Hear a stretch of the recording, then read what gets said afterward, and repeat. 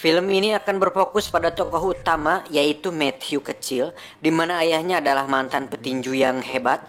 Dan pada adegan ini Matthew terlihat sedang dibully oleh anak-anak berandalan, di mana mereka mengejek ayahnya yang seorang gelandangan karena setelah berhenti bertinju sang ayah tidak memiliki pekerjaan yang jelas.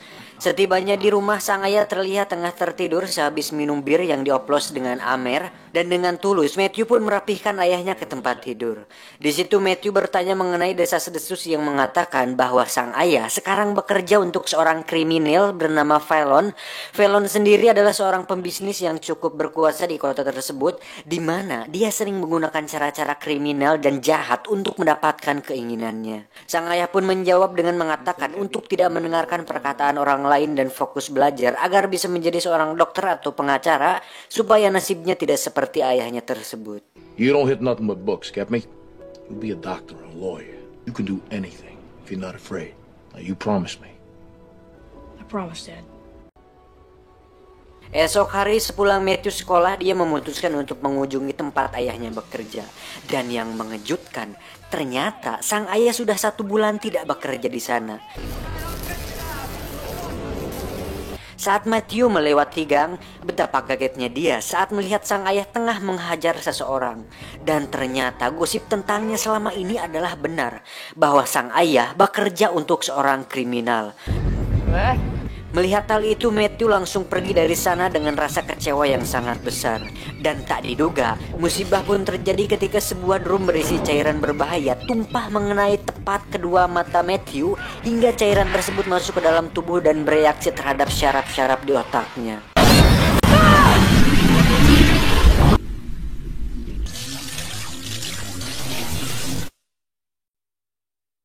Saat sadar, Matthew sudah berada di rumah sakit dan dinyatakan buta oleh dokter. Tetapi yang menarik adalah dengan hilangnya kedua mata Matthew justru membuat indera pendengarannya semakin tajam, di mana telinganya berfungsi layaknya sebuah radar.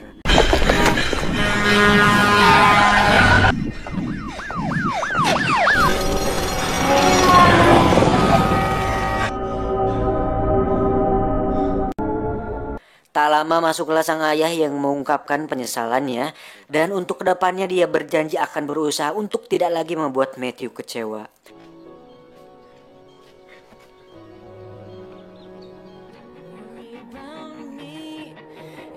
Dari situ sang ayah pun kembali berlatih dan mulai bertanding di atas ring.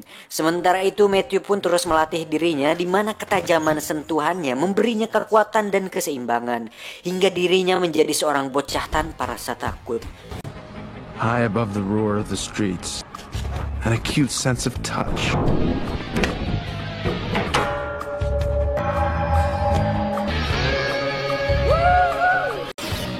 Ketika bertemu dengan anak-anak berandalan waktu itu, Matthew pun berhasil membuat mereka kapok dan tak lagi mengganggunya.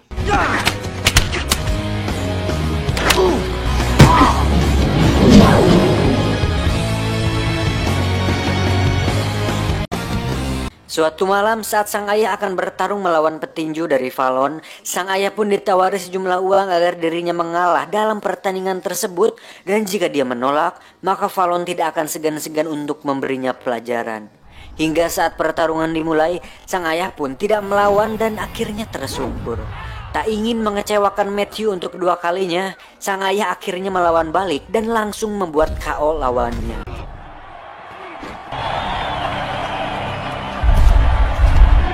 The Devil Murder! This one was for you, Maddie.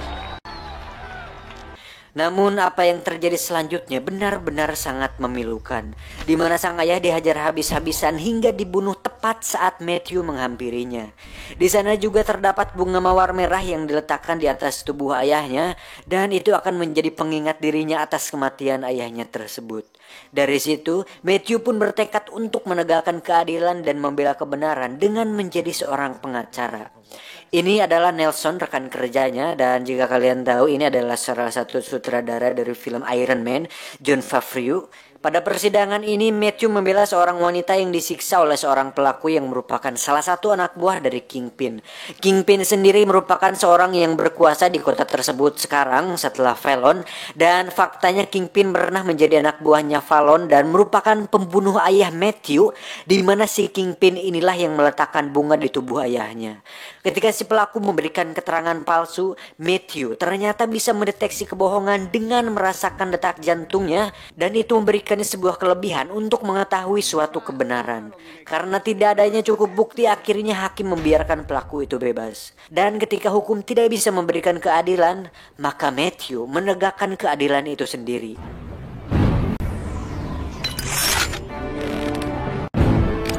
Ternyata, sejak kematian ayahnya tersebut, Matthew tidak hanya menjadi seorang pengacara, tetapi terus melatih kemampuannya hingga dirinya membuat kostum sendiri dan beberapa alat khusus untuk mendukung aksinya dalam menegakkan keadilan. Dan ketika dia memakai topeng, Matthew adalah setan berani, Daredevil.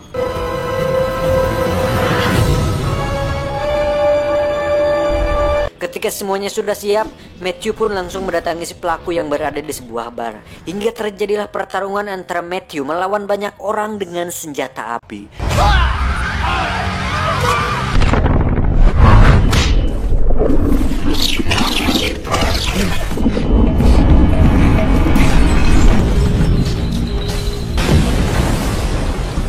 Time to give the devil his due. Saat yang tersisa hanya si pelaku, Matthew pun mengejarnya sampai di stasiun kereta api yang sepi. Di sini akhirnya kita bisa mengetahui kelemahan Matthew yang ternyata adalah suara bising yang sangat nyaring. Mengetahui hal itu, si pelaku pun langsung menodongkan pistolnya. Dan saat pelatuk ditarik, Matthew bisa merasakan pelurunya. Hingga saat kereta sudah lewat, Matthew langsung membuatnya terjatuh ke atas rel dan membiarkannya mati di sana. Setelah selesai dengan pekerjaannya sebagai seorang pahlawan, Matthew tentunya masih seorang manusia biasa yang memiliki rasa sakit, dan itu terlihat dari bekas luka di punggungnya. Satu hal yang menarik, Matthew sendiri tidur di dalam sebuah peti yang diisi air dan hanya menyisakan wajahnya saja untuk bernapas. Hal itu dia lakukan untuk meredam kebisingan sekitar agar dirinya bisa tidur nyenyak. Keesokan harinya saat Matthew sedang makan siang bersama Nelson, Matthew tiba-tiba merasakan radar bahwa ada wanita cantik di sana, dan faktanya walaupun Matthew sudah tidak bisa melihat, dia masih mengenali struktur objek dengan menggunakan kemampuan radarnya tersebut, dan itu membuat Matthew bisa membedakan mana yang seksi dan mana yang tidak. Dengan kekurangannya itu, Matthew pun mengambil simpati si wanita sehingga dirinya bisa berkenalan dengan wanita tersebut. Namun sayangnya si wanita keburu pergi sebelum dia memberikan namanya. Untuk itu, Matthew pun terus mengikuti si wanita sampai ke sebuah sekolah dasar. Merasa diikuti, si wanita pun menegur, "Apa maumu, Mas?"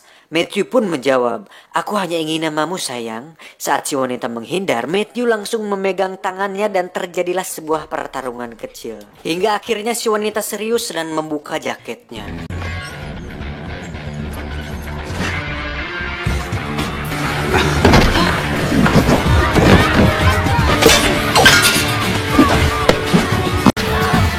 Dari situ mereka pun berkelahi hingga si wanita menyebutkan namanya, yaitu Elektra. Elektra sendiri merupakan anak seorang pengusaha kaya di kota tersebut dan memiliki keterkaitan dengan Kingpin. Adegan pun berpindah ke sebuah gedung di mana disitulah tempat Kingpin berada. Dan sangat disayangkan sekarang John Coffey tidak sebaik di film Green Mile. Tak lama datanglah seorang miliarder bernama Nachios, di mana Nachios ini adalah ayah dari Elektra. Nachios datang menemui Kingpin untuk izin keluar dari bisnis yang dijalaninya bersama dengan Kingpin, karena berdasarkan berita yang tersebar bahwa Kingpin melakukan tindakan kriminal dan ilegal, sehingga Nachios atau ayah Elektra ini merasa kurang sreg berbisnis dengan Kingpin. Merasa bahwa Nachios adalah sebuah ancaman, Kingpin pun menyuruh anak buahnya untuk menghubungi seorang ahli untuk membunuh Nachios. Dan orang itu adalah Bullseye.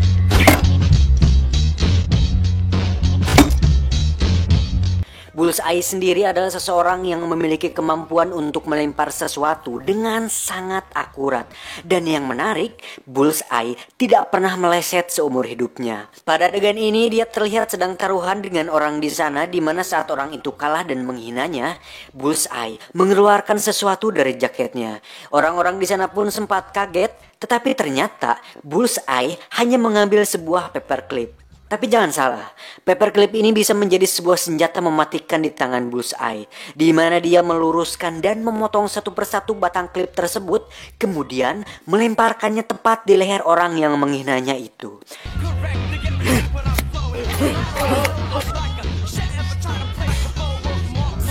Saat berada di bandara untuk menuju ke kotak Kingpin, Bullseye pun melewati metal detector dan sebagai pembunuh bayaran, Bullseye hanya bermodalkan sebuah pulpen, tusuk gigi, dan paperclip di mulutnya. Dan sudah pasti petugas bandara pun tidak bisa mempersulitnya hanya karena membawa barang-barang normal seperti itu.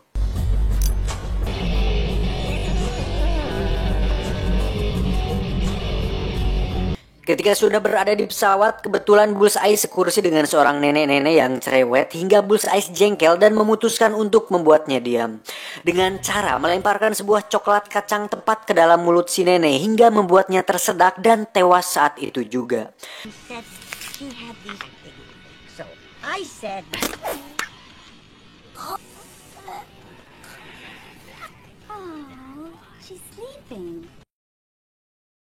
Adegan berpindah kepada Matthew di mana akhirnya Elektra kembali menemuinya untuk mengundang Matthew di acara ulang tahunnya, dan faktanya Elektra memiliki ketertarikan kepada Matthew semacam buih-buih cinta. Hingga saat mereka berada di sebuah atap gedung, tiba-tiba turun hujan rintik-rintik yang membuat Matthew bisa dengan jelas mengetahui seperti apa rupa cantiknya Elektra. Dan seperti yang kalian duga, mereka pun akhirnya bercium raus.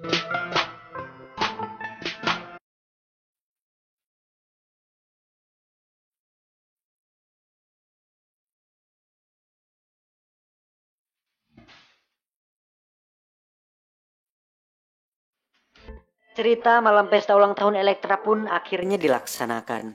Di mana di situ ada banyak sekali tamu yang hadir, tidak terkecuali Kingpin. Di mana si Kingpin ini memperingati Nachios alias ayahnya Elektra untuk berhati-hati dan menaruh sebuah bunga mawar merah di saku jasnya. Karena merasa khawatir, Nachios pun membawa Elektra ke dalam mobil untuk pergi dari sana dan membawa serta pengawal bersamanya. Sementara itu kita akan diperlihatkan Bullseye tengah memacu motor Harley-nya yang tidak lain tujuannya adalah untuk membunuh ayah Elektra.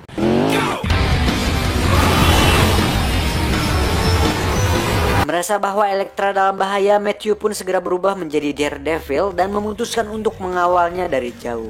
Dan saatnya tiba, Bullseye pun berdiri di atas motornya dan mengeluarkan semacam senjata dari gespernya, kemudian melemparkannya kepada pengawal Elektra hingga mobilnya kehilangan kendali dan menabrak mobil lain. Tak lama datanglah Daredevil dan tanpa banyak pikir, Bullseye pun langsung melemparkan senjatanya dan ternyata meleset untuk pertama kali dalam hidupnya.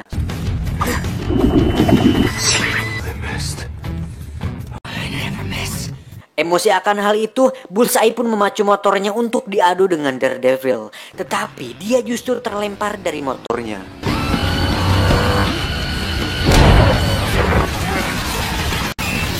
Tak diduga, salah satu tongkat milik Daredevil pun berhasil diambil oleh Bullseye.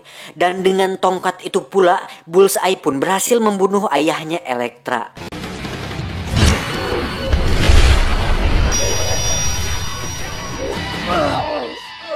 Bullseye. Alhasil, Elektra mengira bahwa Daredevil lah yang telah membunuh ayahnya.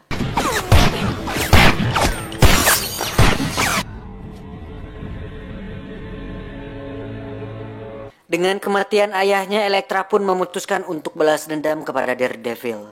Dengan diiringi musik yang keren dan sinematik, Elektra pun berlatih dengan senjata khasnya, yaitu pisau trisula.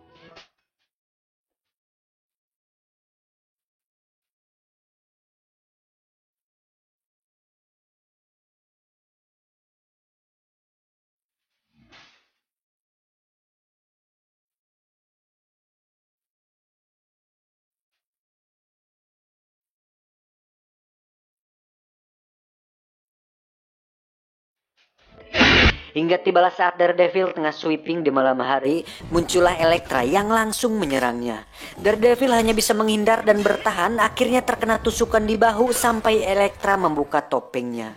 Matthew pun akhirnya mengatakan bahwa waktu kejadian itu dia hanya mencoba melindunginya, bukannya jujur dari awal atau kasep. Saat sedang bersedih-sedih, muncullah Bullseye. Elektra pun dengan cepat melemparkan trisulanya.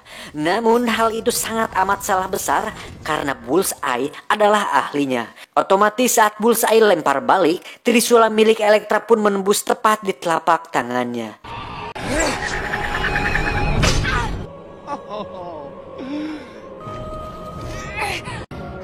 Setelah itu mereka pun bertarung jarak dekat hingga saat Elektra tersungkur, Bullseye pun menunjukkan trik kartunya. Dan dengan kartu remi biasa tersebut, Bullseye pun melemparnya tepat di leher Elektra hingga membuatnya sekarat dan tewas di pangkuan Matthew. Karena polisi mengepung tempat tersebut, Bullseye pun segera pergi meninggalkan mereka berdua.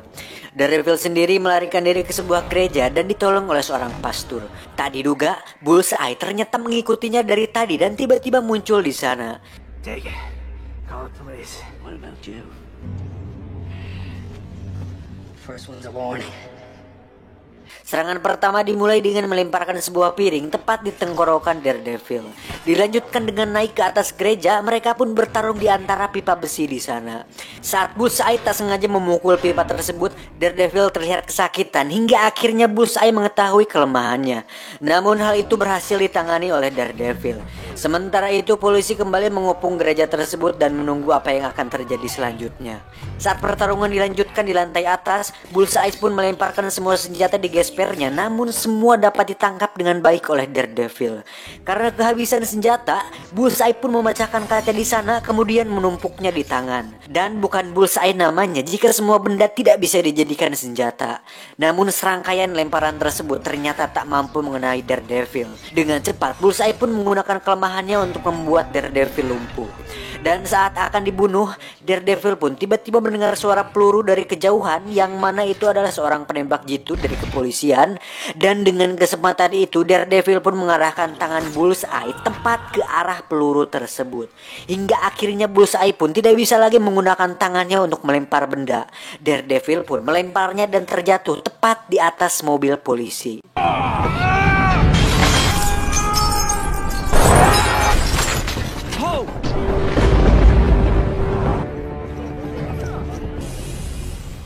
There's been a problem. Send the guards home. Setelah Bullseye dikalahkan, Daredevil pun mendatangi Kingpin. Sesuai informasi dari Bullseye tadi, bahwa Kingpin lah yang mengirimnya. Dan dengan tubuh raksasa tersebut, Kingpin ternyata tidak mudah untuk dikalahkan dan justru Daredevil lah yang dilempar dan dihajar habis-habisan. Saat mengetahui bahwa ada saluran air di sana, Daredevil pun merusak saluran tersebut hingga airnya bocor. Dan seperti waktu melihat Elektra saat gerimis, Daredevil pun kini bisa melihat Kingpin dengan jelas. Dia pun langsung menghajarnya hingga mematahkan kaki Kingpin. Namun sebagai seorang pahlawan, Daredevil pun tidak membunuh Kingpin walaupun dia sudah merenggut dua orang yang dicintainya, karena dia adalah penegak keadilan dan pembasmi kebatilan.